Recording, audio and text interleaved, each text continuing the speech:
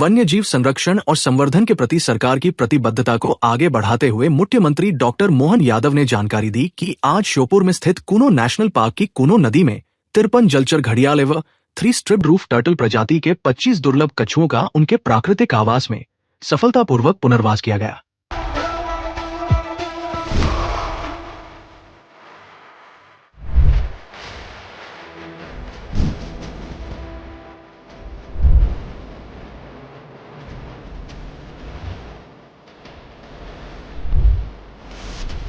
मुख्यमंत्री ने कहा कि चंबल का पालपुर कुनो क्षेत्र प्राकृतिक संपदाओं से समृद्ध है और जैव विविधता की दृष्टि से अत्यंत महत्वपूर्ण है। ये पहल जैव संवर्धन और पर्यावरण संतुलन की दिशा में एक बड़ा कदम है। वन्य जीवों का एक तरह से स्वर्ग समान है।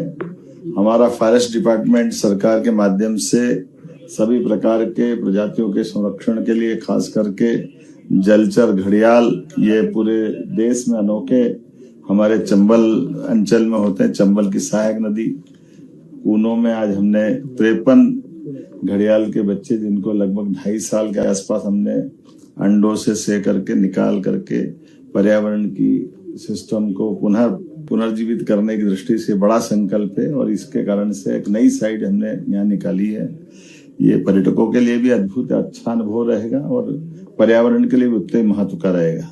घड़ियाल, मगरमच्छ ये नदी के जीवन में प्रकृति के साथ अद्भुत तालमेल करते हैं। न केवल नदी की सफाई रखते हैं, बल्कि हमारी ये बहुत हजारों साल पुरानी उस डायनासोर जमाने के बचे हुए प्राणियों का अवशेष हो, लेकिन जीवन की निशानी है।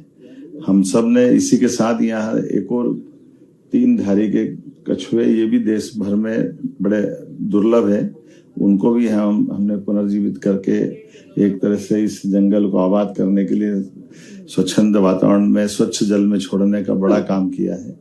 मैं अपनी ओर से, मध्य प्रदेश सरकार की ओर से सभी वन्य जीव प्रेमियों को भी ये बधाई देना चाहूंगा। यशस्वी प्रधानमंत्री के नेतृत्व में जब से पालनपुर कुनो में चीता पुनर्स्थापन का काम प्रारंभ हुआ, उसके बाद एक के बाद एक बहुत सारे प्रकार से हमने सभी जंगल के अंदर उन सारी जीव जातियों को पुनर्जीवित करने का संकल्प लिया है और ये हमारे लिए सौभाग्य की बात है। चंबल का ये पालनपुर कुनो का क्षेत्र सभी प्रकार की प्राकृतिक संपदाओं का अथाह भंडार है। ऐसे में जब यहाँ दूध का उत्पन्न होता है, फल फूल सब्जी और ग्रामीण जन आनंद के साथ रहते हैं, प्राकृतिक वातावरण में सब जीवों का उनके साथ रहना, ये पर्यटन की दृष्टि से भी फॉरेस्ट पर्यटन को बढ़ावा देने का भी बड़ा केंद्र बन रहा है। पूरे देश में सबसे ज्यादा टूरिस्ट कहीं आए, गत वर्ष के 2 वर्ष के रिकॉर्ड देखें तो मध्य प्रदेश में आए। हम इसमें और बढ़ता जाए इसका प्रयास करें। उन्होंने कहा कि प्राकृतिक धरोहर के संरक्षण के साथ साथ प्रदेश में पर्यटन को भी नई गति मिली है और सैलानियों की संख्या में लगातार वृद्धि हो रही है। कुनो क्षेत्र देश विदेश के पर्यटकों के लिए आकर्षण का प्रमुख केंद्र बनता जा रहा है।